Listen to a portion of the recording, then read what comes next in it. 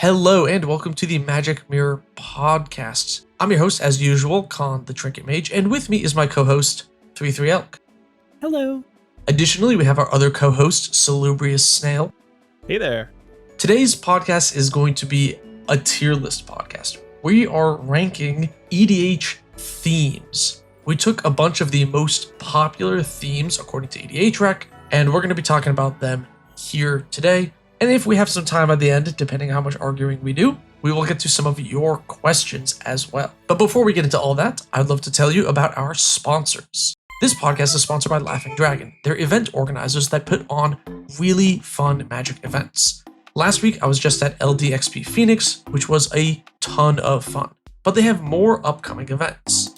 They have the Las Vegas Open from October 3rd to 5th.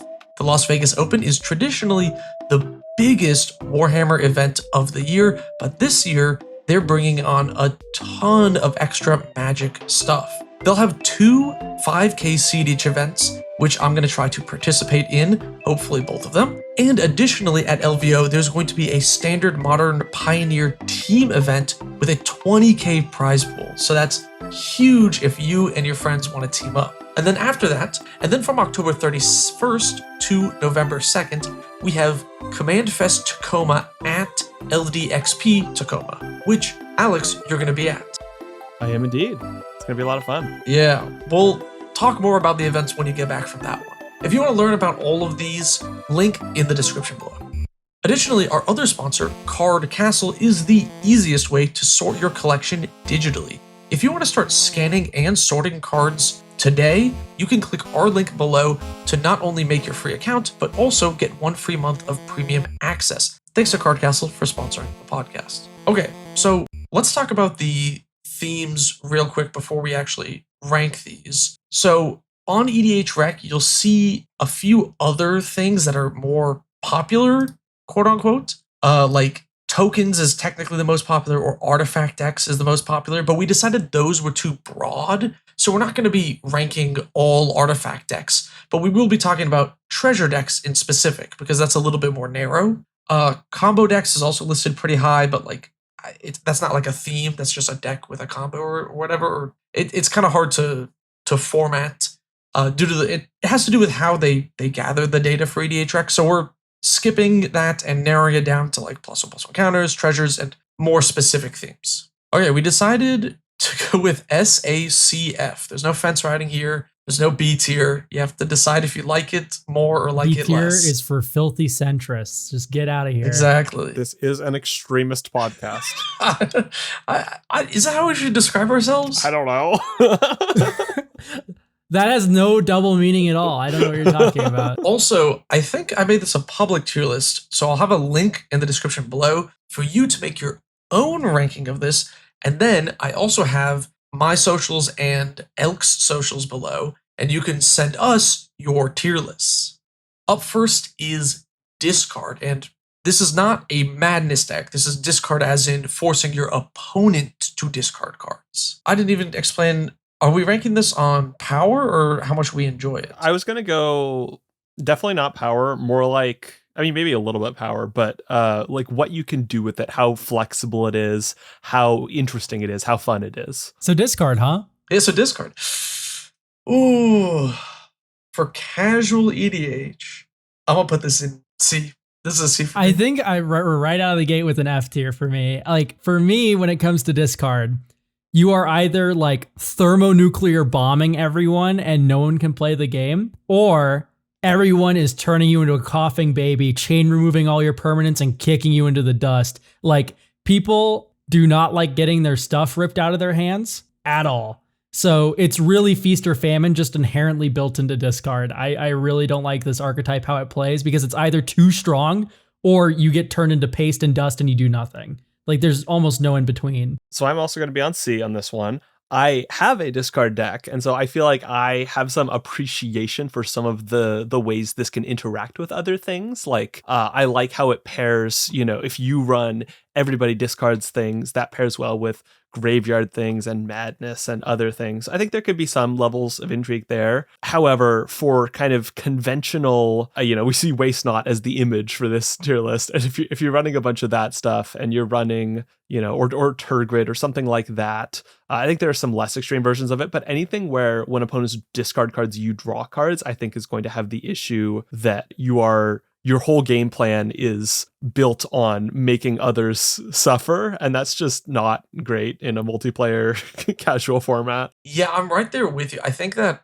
I've talked about this when we talk about brackets and stuff, but I feel like dedicated like high-powered discard decks are something that is actually like too strong for a lot of tables, and I actually think like is a lot closer to like cards like, Mind Twist or Hymn to Turok or things that like force people to discard at random. I think are a lot closer to like stacks pieces, like land denial stacks pieces. If you just miss all your land drops because they got ripped out of your hand with a Hymn to Turok, like it's closer to that in power level. And so you have to like, it's not impossible though. The reason it's not F tier for me is like you have to add another theme, add a reanimator as your power. So it's not that you're just stripping everyone of resources, but the strength comes from something else, Definitely.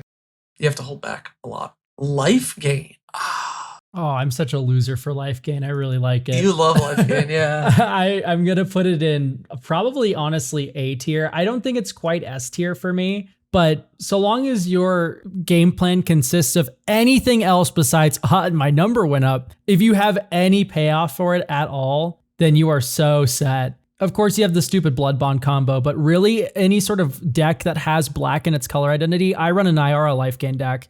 So for me, just knowing that like Veto exists and Enduring Tenacity exists, and you don't need the other half of that combo, you can just gain a bunch of life with like an Exsanguinate and just nuke someone, is always just going to be so funny to me. I like that it closes out games. I like that it also, in white, you can go with like +1/+1 counters with like Archangel of Thune, and of course you could do combo stuff, whatever. That's not what we're talking about, I think. I mostly just like life gain because, I don't know, it's just like so like simple of like an archetype where you just have payoffs and you have setups, and it's just great. I really like it as an archetype. I think there is some appeal to it as a very simple archetype. Like, it is built around this fundamental resource of the game. And I also think there are some kind of neat payoffs for it. I would still put it in C tier personally, and that's just because I don't find life gain like as like an action, like gaining life. I don't find that to be all that interesting in Commander. I find that if you have a deck that's built around it, typically either it's you're playing at a low power table and it's really oppressive and it makes the game last forever,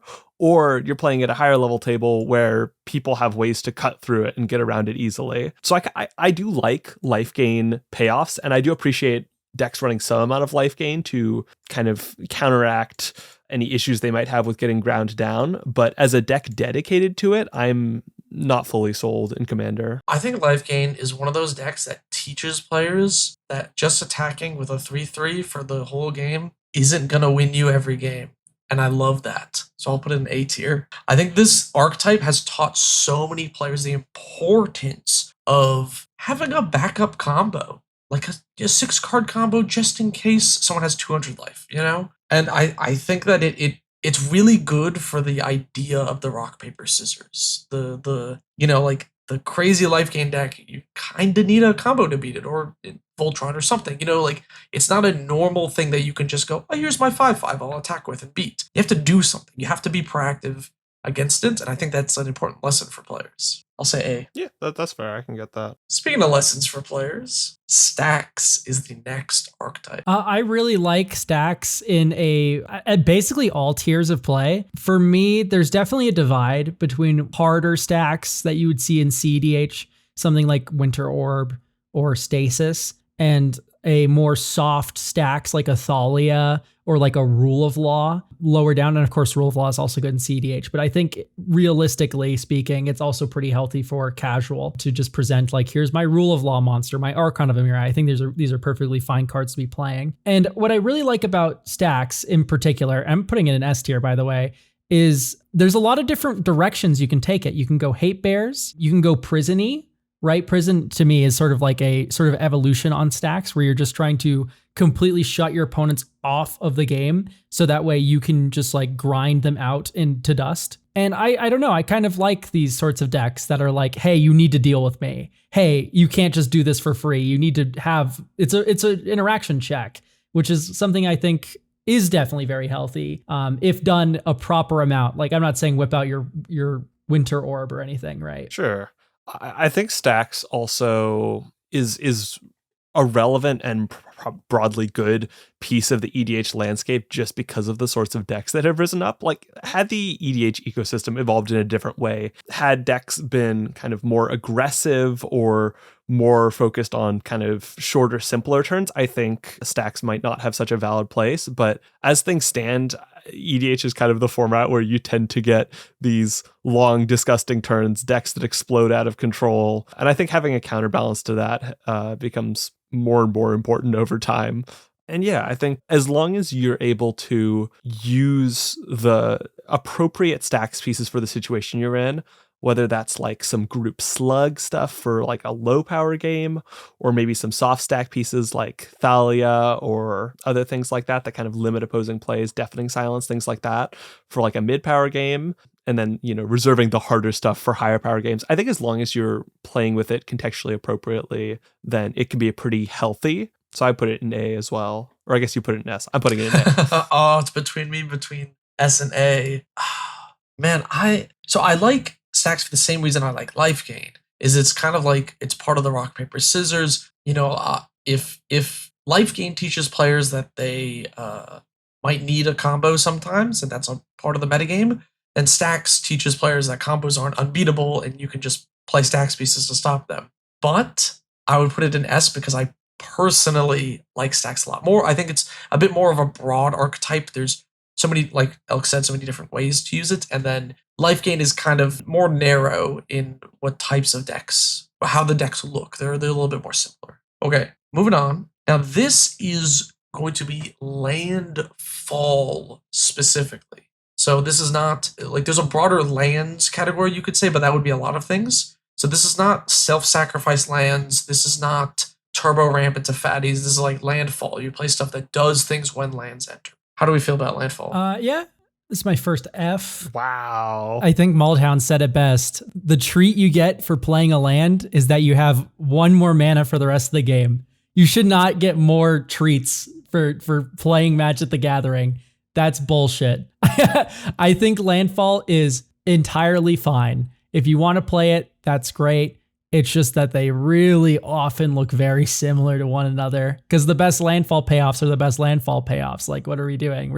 It's the same deck every time, it feels. I don't know, maybe drop your unique landfall brews in the comments below. But typically, I just find landfall very linear. And it already takes a very strong thing to be doing, ramping into giant fucks in green. And it just gives you more sprinkles on top of that. So like you're literally win-win. Even if your main plan is disrupted, you're still just making more resources than everyone and winning. So yeah, I don't like how spoon-fed it is. See, I do appreciate landfall in that it encourages certain types of cards that I think are pretty cool. Like the creatures that tap to put a land from your hand onto the battlefield, things that allow extra land plays, things like bounce lands. Other things that bounce lands to hand to perform effects. I think it encourages a suite of effects that I find pretty cool and that I wish were more present in EDH rather than some of the more popular ramp options. Now, does that mean that those cards are necessarily in a lot of landfall decks in practice and that landfall decks are doing super unique things in practice? Maybe not all of them, but I've seen some cool landfall decks, and I think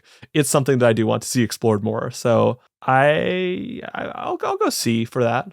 I think we could see some cool stuff in the future. This is an F for me. I mean, so all of those things you said are true, Alex. It does encourage you to play, like put lands in, from your hand into play and bounce lands and stuff. But those are already things that are like good, right? We're already encouraged to play bounce lands because MDFCs are free rolls, you know? It doesn't encourage anything that I think's not already good. Like life gain, cards that just gain life are pretty much just strictly bad. If it gains life, it does nothing else. But it encourages you to play some amount of things that just gain life pretty much, because you get other synergies out of it. And I think landfall just doesn't do the same thing. It encourages already good things. I would agree that bounce lands are good. I wouldn't necessarily agree that they're particularly popular in the landscape of lands. Like that, I think more people should be playing them than are. So even if they're good, they're not necessarily widely represented. Sure. Yeah, I've seen some very cool landfall decks in my time, stuff like Patron of the Moon and stuff. I just feel like these are the exception to the landfall rule.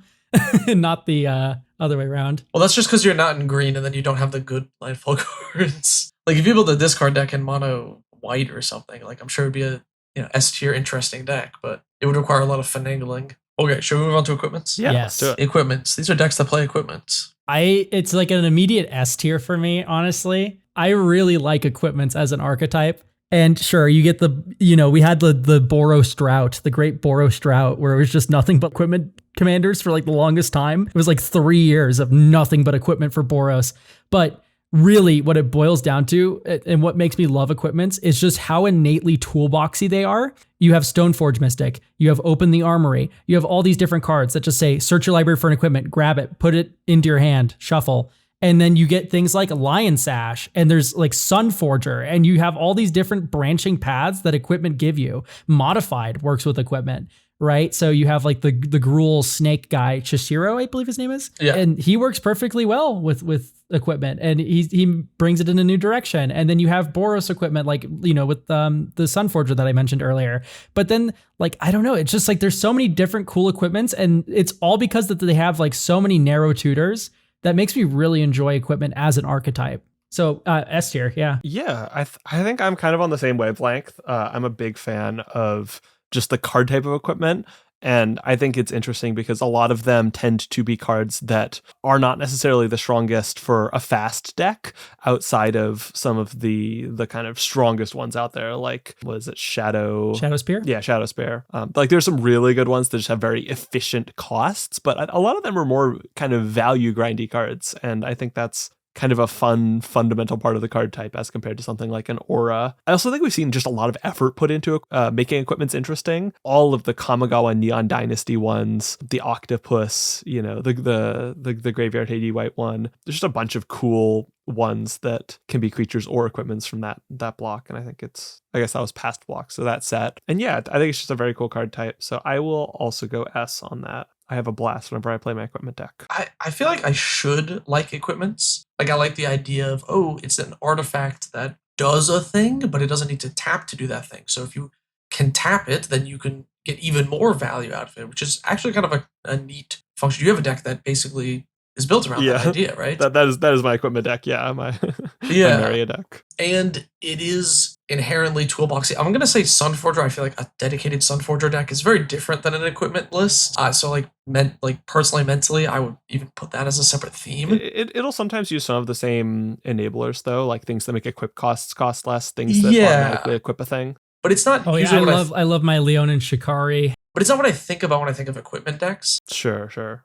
And like it has a lot of things going for it that I think I would, in theory, like. But I've never found an interesting equipment deck. I've never built one that I liked or was like tantalized by. I just always go like, well, I could just play like an artifact deck and then not have to jump through the hoops of it being an equipment. I mean, I would say C. Because come on, we're in Commander. The whole point of the format is jumping through hoops. There's so many. I have plenty of hoops to jump through for my artifact decks. I don't need another one. All right, so that doesn't make it average out to A. Oh, I guess it does. Enchantress decks. God. Now, do you want to specify this as decks that are just any deck that is enchantment focused, right? We're not talking about ones that are specifically like boggles or things, or is that all you want to encompass all of that? I don't think we're talking about auras here. I think that's a very separate archetype. Okay, cool. Then yes, sure. Enchantment deck, but not like Aura Voltron. I mean, listen, I need to put my Selesnya bias aside for a second. Auras are so interesting, but we're not talking about those. And Enchantress in general, like outside of like aura synergy, is just like, it can be very boring. And that's most enchantment decks, is the sad truth of the matter, is I drop Scythus, the Harvest Hand, or I drop, whatever. And then I proceed to just turbo cantrip through my entire deck. And then sometimes you get into like a Feather the Redeemed problem where you just take the same turn every turn because you have all these enchantments that bounce back to your hand. And then you just recast them repeatedly to draw more cards. And it's just like, oh man, I love enchantments, but Enchantress is boring as hell. Even though I love playing it, it is just factually a boring archetype. So I think I'm just going to go F tier. I love this archetype, but it's just so like linear. I like that you call it the feather problem, because I don't know if you've met feather players. They love playing the same turn 5 turns in a row. But I think I tend to be on. Okay, so I think the issue with Enchantress is that compared to, say, Artifact, a lot of the payoffs are much more focused on running a very high density of enchantments in your deck, like Sithis or Tuvasa or any of the other ones that turn all your enchantments into cantrips. These encourage you to run a very, very high density of enchantments, and there's just not really any way around that. So I find it tends to make decks a lot less interesting on average. If you're focused around a different card type, a lot of times there will be, little tricks or little, tuners you can run or packages you can add in that allow you to kind of make it more interesting. Both enchantments, the card type is just a little bit narrow, and the payoffs require you to run a very high density of these somewhat more narrow card type.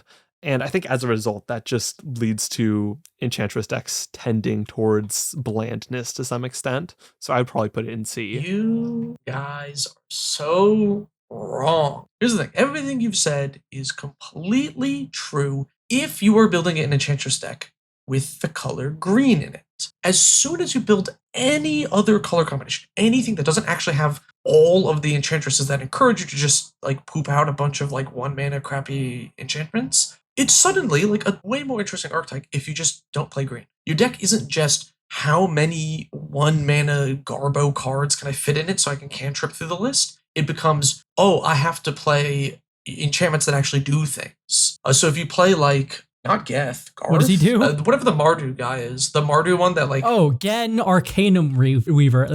Thank you, yes, yeah, that one. That one is a reanimator list, but for enchantments. And that's actually a pretty interesting archetype. It's totally different. It's not just play all of the crappy ones that I can so I can cantrip through my list. It's let's get a big one in the bin and then a small one in play and then loop them around and do other things. So I think you just gotta cut green from your Enchantress deck and try and build one, and you'll find it is a solid A archetype.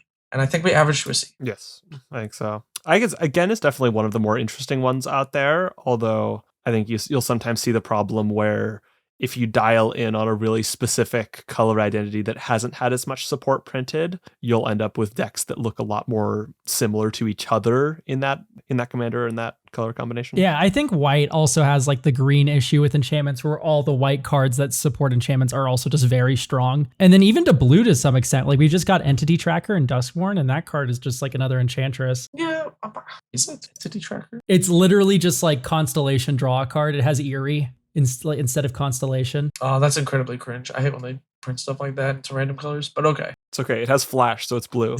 Yeah. It's so fast. Yeah, I mean, I love enchantments. It's just they tend to diverge the decks a lot. It's a very similar to an Aristocrats type thing, which we'll get into later. But now we're going to talk about Legends Matters. So this is decks that care about the legendary super type. This is the worst archetype, in my opinion. Of all time, or that we're talking about? Of all time, this is my least favorite archetype, Legends Matter. And it's purely because it's so oversaturated. It was so fun in Dominaria, original Dominaria, when it was we got historic, right? And that was super cool. It was we get you just see all the legends of the past. And then now we get to play with them and they actually matter for some reason. It's okay to stick a bunch of legends into my deck.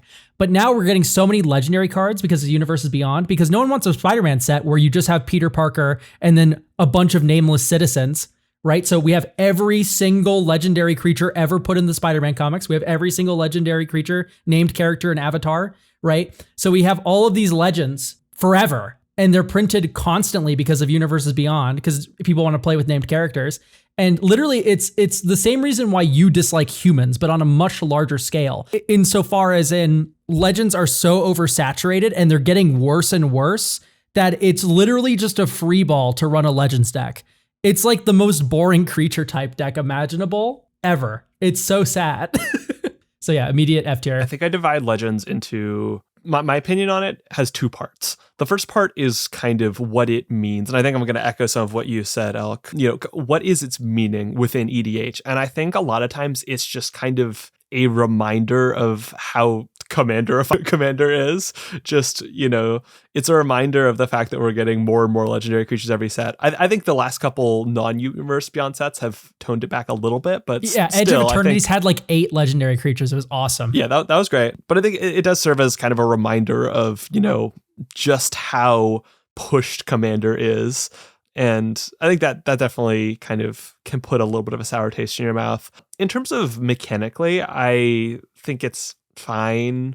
Like it's basically just a restriction. Like if you're looking at kind of a deck with a legendary package, typically you're going to be running a fair amount of creatures and they're going to be restricted to ones with the type legendary. So it's not really that strong a guiding hand. It's more of a limiter in the same way that, like, I don't know, a companion like Garuda is, that just restricts you away from a certain mana value set. So in practice, I don't think it's terrible. I think you can splash it into some decks. That doesn't fully save it from kind of the kind of broader implications of it for Commander, though. So I would have it in C probably. This is also a mega F for me. Elk is so correct.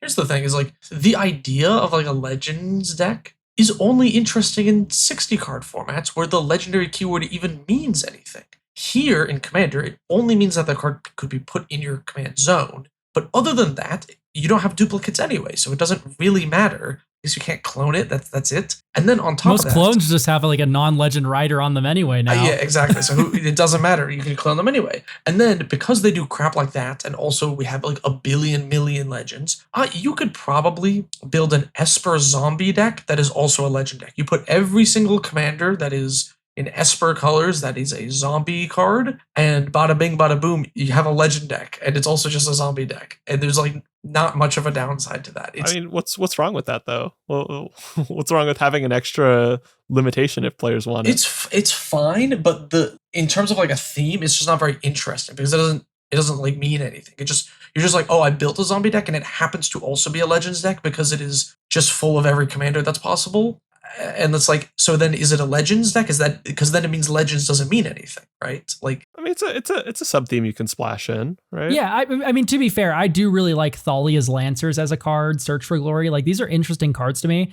And it's because of the interesting, toolbox nature of this sort of like search for any legend sort of thing. And because legends are so broad, when used with intention, it's super interesting. But for me, the Jodas of the world, the Shanid, Sleeper's Scourges of the world, Dihada. Dihada isn't even a Legends commander. Come on, you just always whiff and get 4 treasures. But you know what I mean? Like, they typically just encourage legend vomit and not like a, focused legend, like package thought, like a Thalia's Lancers or a Search for Glory. Yeah, I think especially with the most popular ones and the 5 color ones, that's where it loses me as an archetype a bit. Regardless, 2 Fs and a C, it is ending up an F. Yep. Okay.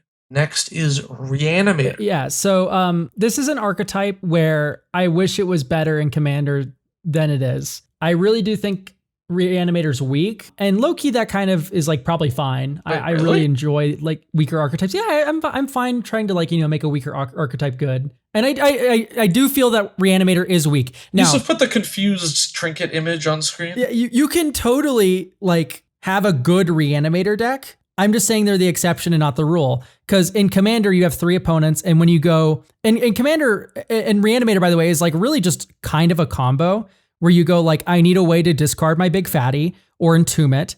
And then I need a reanimation spell. I need A, B, and C, right? I need discard outlet, giant monster, and then reanimation spell. And you have great cards like Entomb that are 2 for 1. In fact, there's talking about rebanning Entomb in Legacy because it's just so good. And really, in Commander, getting A, B, and C, and then sticking that creature, and then just having 3 times the amount of opponents who can interact with you is so detrimental to the archetype. It's so fragile when built in most regards. Like Hashaton's very good, for instance. Like there's good reanimation commanders, but the few good reanimation commanders don't make Reanimator as a whole a not fragile archetype. Like I really do truly feel that Reanimator is very fragile when built in most shells. And because of this, I'm going to give it an A. I really like just slapping a big monster into play and beating people to death with it. That's really fun. It doesn't have to be a strong archetype for me to like it. Oh, interesting. I agree very strongly with a lot of that. I do think that I guess I'll start with my opinion. I think it should probably belong in 60 card formats, and I think that's fine. I don't think every archetype from 60 cards should come into Commander because Reanimator is basically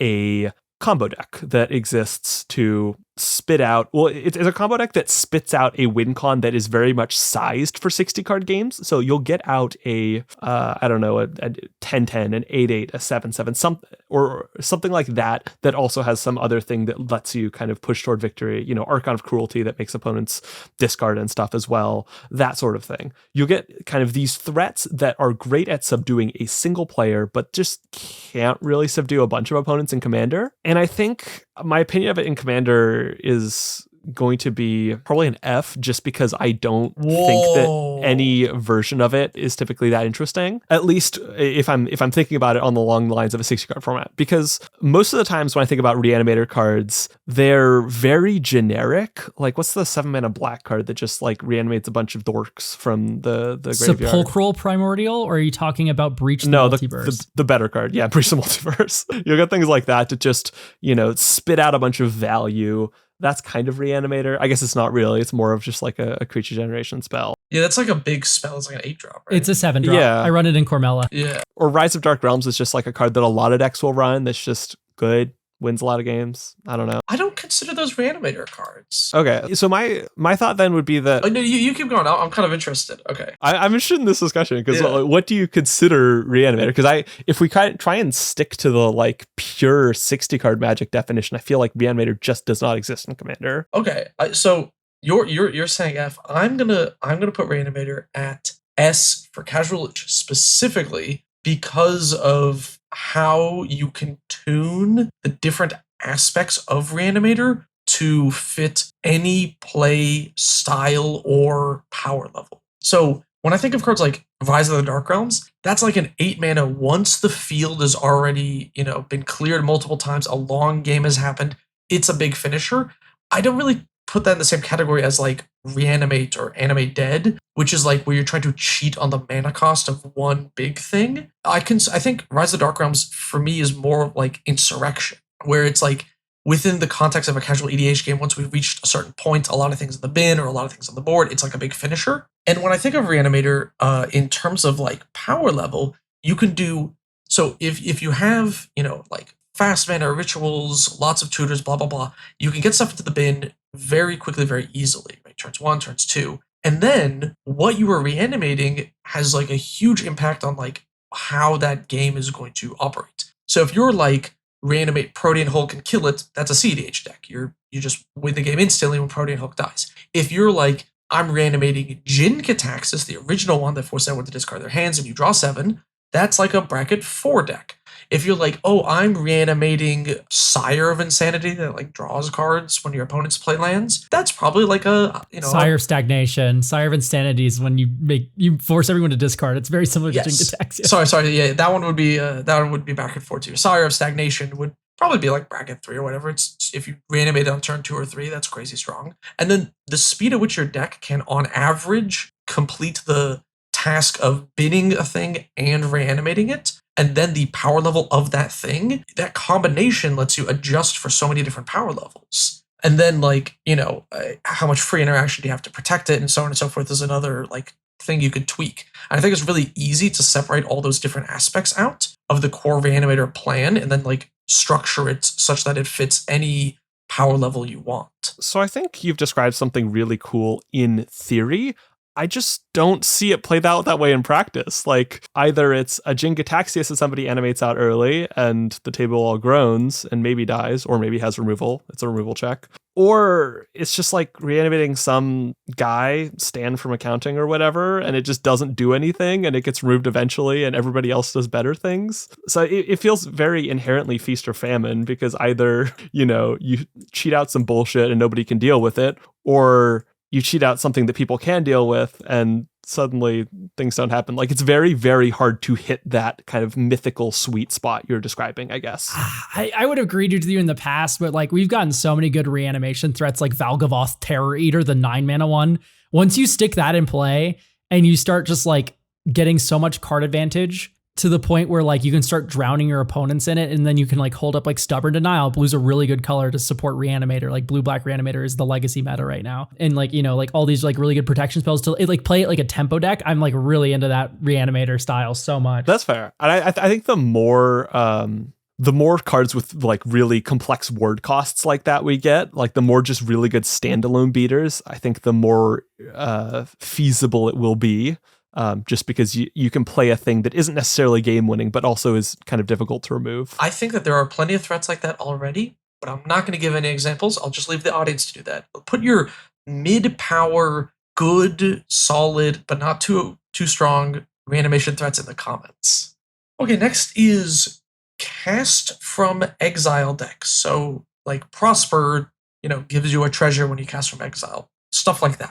Yeah, I think this is an archetype that is getting more and more support as time moves on. And I think it is like 80% a real archetype. And I feel like in the future, people are going to be looking back on this podcast, going through the catalog or whatever of ours, and just say, oh, these chumps rated, cast from exile so poorly. But like for me right now, it's approaching a sweet spot where you have a lot of support pieces for cast from exile. And a lot of those support pieces are rather varied. Like Rocco Street Chef, for instance, is a really interesting cast from exile commander. And, you have like, Wild Magic Surge guy over here, and you have Lelia over here. And like this one grows and beats. This one gives you more value. And right now it's kind of like a sweet spot. And eventually this will become worse because of you will be drowned by good options, very similar to Landfall, where I think that we're going to get oversaturation, where it becomes like to the point where cast from exile is no longer this cute little thing, but is instead just as common as drawing cards for red decks, right? I think for now, though, I think it's a solid A. I really do like a lot of the cast from exile cards that currently exist, Dance with Calamity being a big one as well. I'm really just a fan of like all the different payoffs and enablers. Yeah, I think I'm cast from exile. I think I do worry a little bit that it might get overplayed at some point if just like red gets super easy ways to cast things from exile, a whole bunch more value engines like that. I hope red gets a diversity of value engines and not just exile you may play, because I think that there are more interesting ways to go. What I will say is I really like cards with the phrase cast from somewhere other than your hand. I think these have a ton of potential because these work with things like flashback. They also work with just things from the command zone, which can be kind of bolstered if you have a commander that likes to get cast a lot or if you have partners. And they also work with, things that have been exiled, things that cast from library, the handful of things that do that. So I think there's just a ton of potential with that specifically outside your hand. So I would probably give that an S. Cast from exile specifically, I think I would give an A. So I don't know where I end up in practice. I'll say S. But yeah, I hope they keep going with cast from outside your hand, and I hope that they don't overload red on impulse draw. Are the caveats I'll give to my S. I do agree that cast not from your hand is kind of a fun mechanic because it works with so many different things. Cast from exile specifically, I didn't even want this on the tier list, to be honest. It doesn't even feel like a real theme. There's a bunch of cards that just say when you cast from exile, get a treasure, do a thing. But it doesn't feel like, it feels different than I'll say equipment. Equipment is their artifacts. So you also play like artifact, themes with it or whatever, or like stacks when you go hate bears, you play like creature-y themes. There's not something else that kind of operates in the exile space in the same way. So because of that, it feels very parasitic almost, where it's just you play impulse draw and then you play things that do stuff when you impulse draw, and then like that's kind of it. This is like an F for me. I have like no interest in this archetype at all. I don't know. I feel like it kind of overlaps neatly with Storm and Spellslinger. Like look at things like Unstable Amulet, for instance. For me, an Unstable Amulet is kind of like a free ball that sort of impact tremors all of your different cast from exile effects. And there's a few other cast from exile effects like that also have damage riders on your cast from exiling.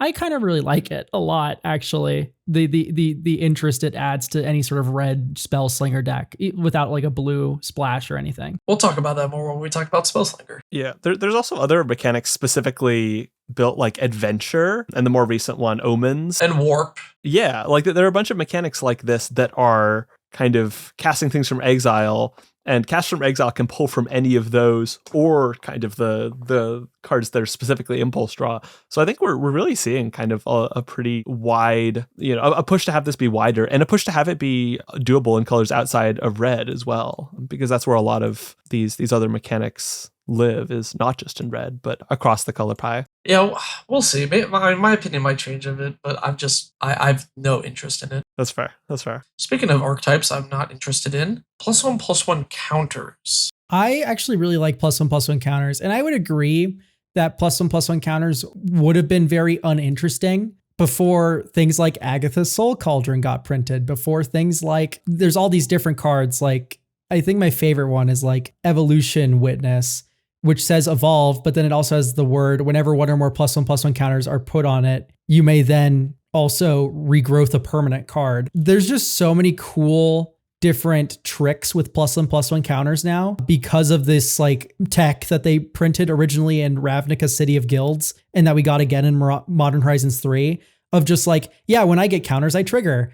Oh, great. My trigger lets you do some like weird toolbox stuff, or like create a value engine. Or in the case of Agatha's Soul Cauldron, even in a non-combo setting, by the way, you can do things like Spike Weaver, and you exile the Spike Weaver under the Agatha's Soul Cauldron, and now all of your creatures can permanently fog the rest of the table. Like there's so many fun different tech cards for +1/+1 counters decks now that make the archetype super interesting, super textured. It's some of the most fun you can have with creatures, in my opinion.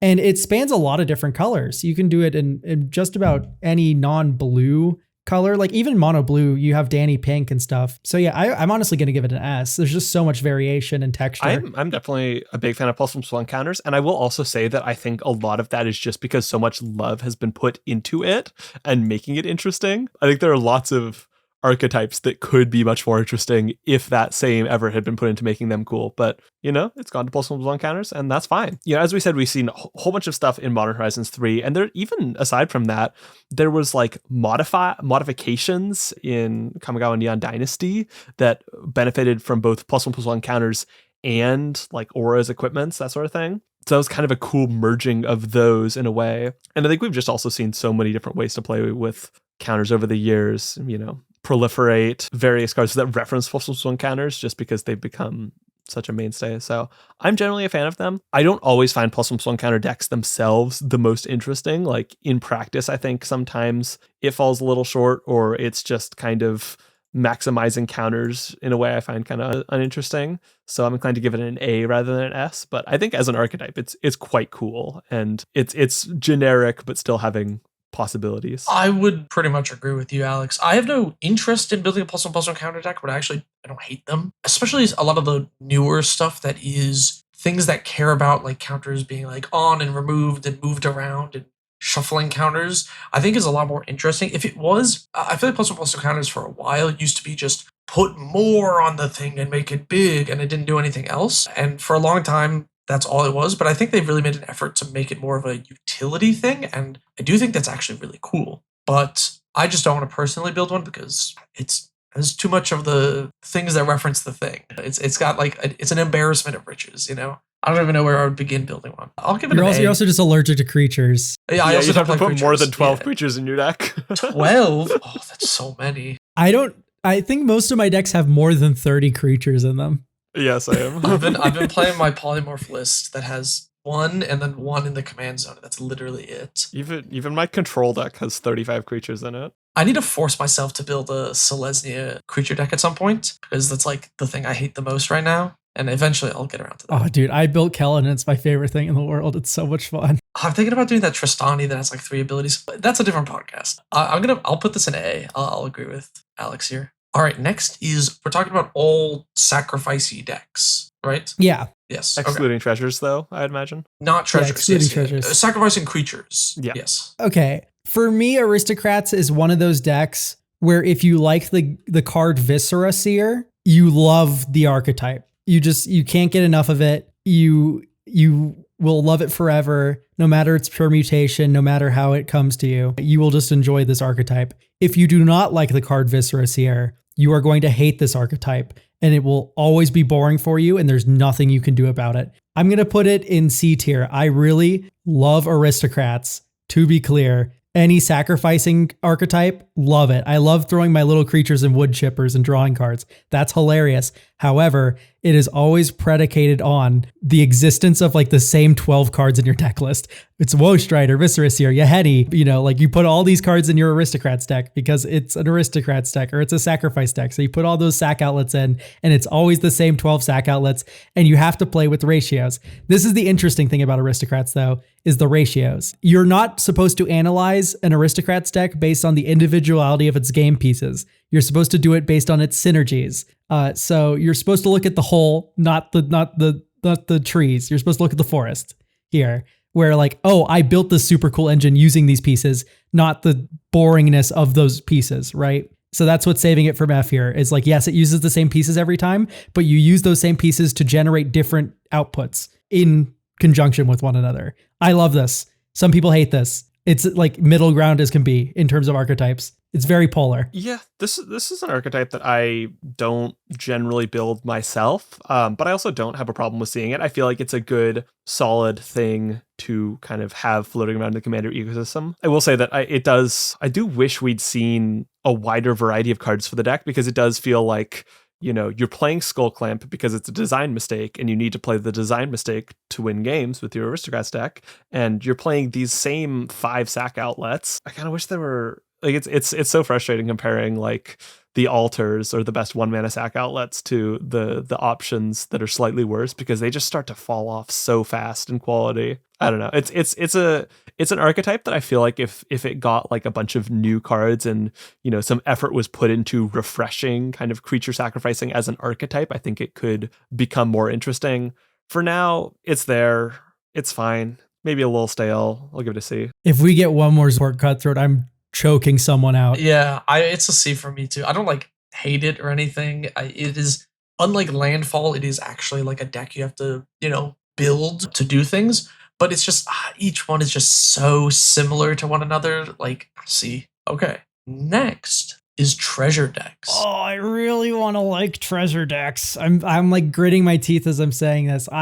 It's okay. Pause. Treasures are awful and they're too prevalent. I do not like them that much as a design. And it's not because treasures inherently are bad as a design. It's because the cards that they are riders on are really pushed in a pretty like miserable way. This being said, it's super cool when like, I love like, for example, Kalain Reclusive Painter, right? This is probably like my favorite treasure design ever.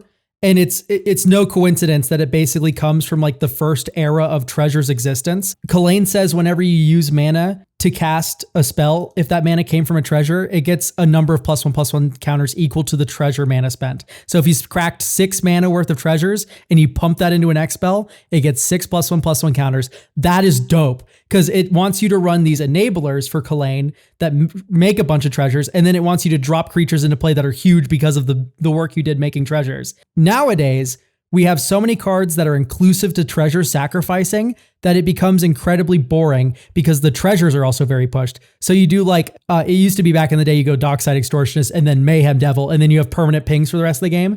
But even now, like Revel in Riches is like a ridiculous card to have in any sort of like Mayhem Devil build type deck. And Mazarek exists, right? Like that looks at anything sacrificed. And it's not like Mazarek's a new card or anything, but like it's tough because it makes token sacrificing just so broken and it just produces treasure. It's like similar to a landfall problem. I have to put in an F. I really like treasures like as they were early, but they've sort of like become cancerous in a way.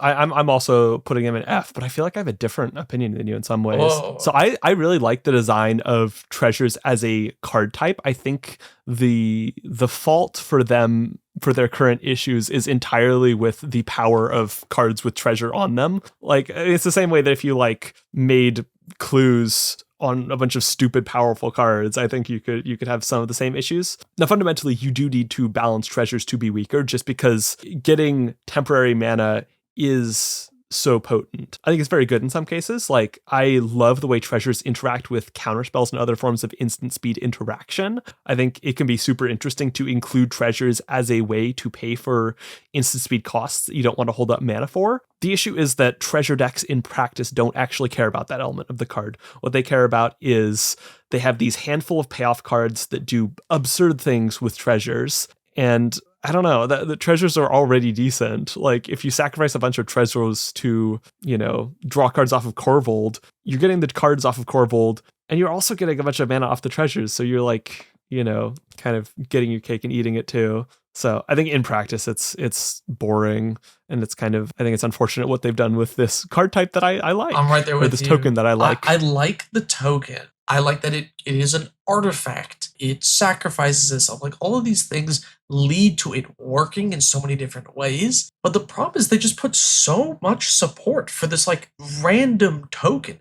Like, if I wish Clues got the token, the treasure treatment, right? Like, if we had a card that says if you had 10 clues win the game, sure, because clues don't come as freely as treasures. Like, the problem with a lot of treasure producers is we have the ones that are, if you do this, you get a treasure, but we also have the ones that are just spells that make treasures. Like, Unexpected Windfall is just, discard 1, draw 2, make 2 treasures. It's just a tormenting voice that makes treasures effectively, right? Because you can use that to mitigate the cost of it. So there's just things that there's too many things that just go, and you get a treasure, and you get a treasure, and you get a treasure, but it's also an effect by itself, that's why Deadly Dispute got banned in Pauper. That's why it's one of the best treasure cards, because sacrifice a thing to draw cards is already good. That's already a card that exists, that is useful. Sacrifice a thing to draw cards and get a treasure is just crazy. I also have to put it in F tier because there's just too much like random crap you do with it. It's not very interesting. I do want to point out one commander though. Vazi Keen Negotiator. I really like treasures as a thing you give to an opponent, because it's kind of an interesting thing to give to your opponent, as it is a useful resource, it is a useful card, but it's temporary at the same time. And I think the cards that give treasures to people can be really interesting, but it's still F tier. Yeah. I looked up O Treasure on Scryfall and searched by EDH Rec Rank, and immediately I'm confronted with like 5 of the top 8 cards that are obvious mistakes. Like, well, what is Tireless Provisioner? What do you mean Black Market Connections, Pitiless Plunderer, Professional Facebreaker? What are these cards? Professional Facebreaker is so good. Storm-Killed Artist? Yeah. What is an this? Offer You Can't Refuse, that's actually an interesting card, yeah, I like right? that. I was talking to some shout-outs to the EDH as an SEA group. I was just playing some Commander with them last weekend, and they were talking about how an Offer You Can't Refuse, they're debating cutting from some of their CDH decks because giving people treasures is like a real downside, and it is. There's a lot of other good counter spells, so there's like actual tension about it. It could be such a cool mechanic, and it's just not. Yeah, Lotho as well. They really did that during Lord of the Rings. All right, next is Burn. I'll say C. Burn is, it's a C. It's really unoffensive. Yeah, I'll say A. I like it as a fun piece of spice within the Commander ecosystem. I love me a good damage doubler Commander. Love when the game ends. Oh, fuck yeah. That's the best part of the game. Speaking of the game ending, Flicker. yeah.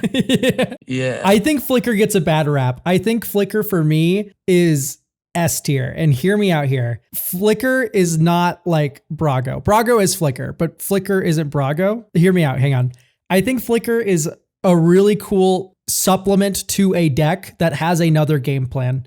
Like, it is a value engine you put in a deck. It is like a spice that you sprinkle on top of a already existing deck with a good game plan.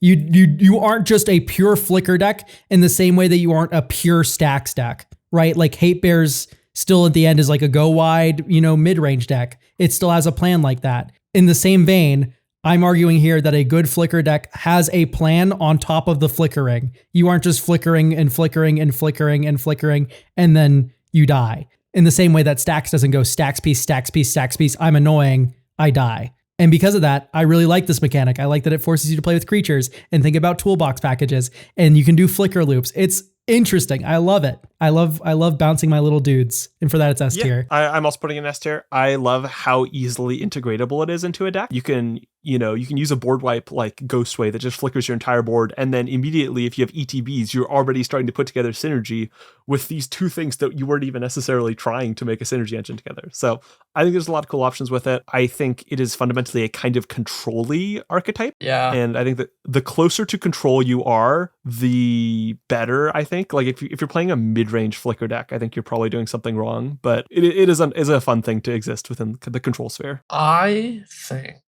don't know, man. I don't know where to put Blink. On one hand, I do agree that the reputation of Blink is bad due to like poor deck construction, I want to say. Like, you could build ways to like close the game with Blink. If your Blink deck is like not ending the game, that is a problem. I made a whole video about that, so I won't rehash it all here.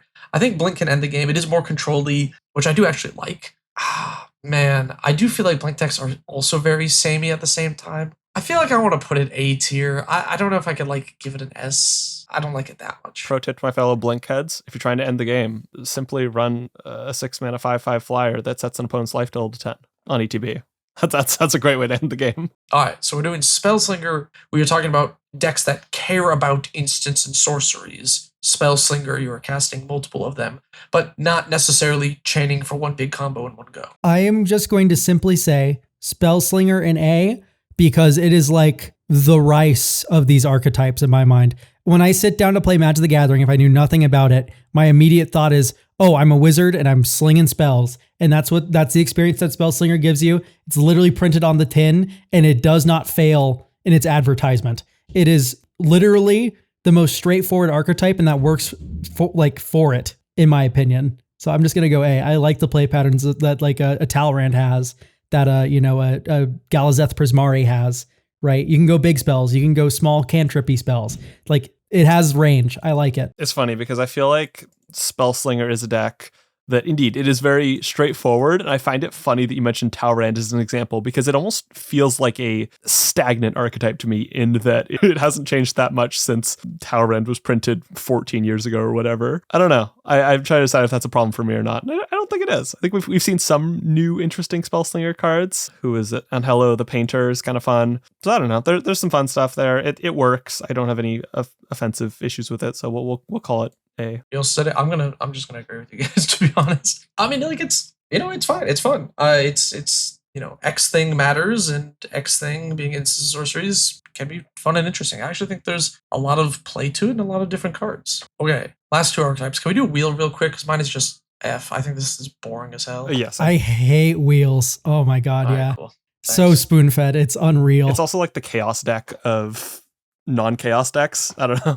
Like, it's chaos if it was good. Like, you're just disrupting everybody's game plans and making value and doing bullshit. It's not actually an interesting, cohesive strategy. Cool. Yeah, Perfect. like here's your path, Western man. You either go like, oh, here's Narset, and no one gets to play except for you, which is basically discard. And then the other way is just burn. But I feel like burn does burn better than wheel. Like, I don't know. It's like lose for me in terms of this archetype. Can we put Mill also in F real quick? I really don't like this firmly. archetype. Okay, cool. It's so boring. I want to go to bat for my mill brethren. We're talking about not self-mill. We're talking not self-mill real quick. Just make sure everybody knows that. Yeah, not self-mill, like specifically like milling out your opponent's cards. And God, I don't count Bruvac like Cacophony as mill, right? That's a combo deck. That's a combo deck. I'm thinking about mill in terms of like incremental mill.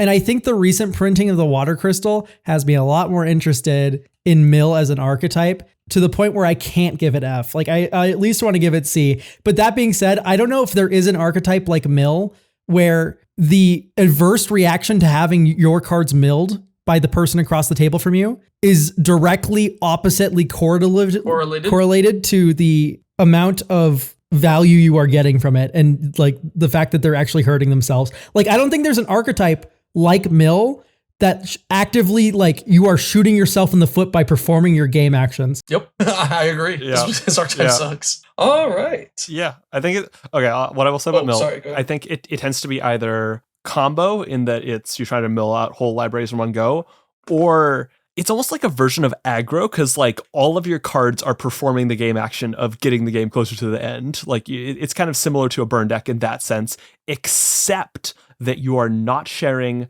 the life total resource with your opponents. You are operating on an entirely different axis. And I think that makes it less interesting for me because there's no collaboration with the table. There's no kind of making deals. There's no worrying about life totals. You are just performing your goal. You're playing solitaire. I don't find that interesting. All right. That is our ranking of the archetypes.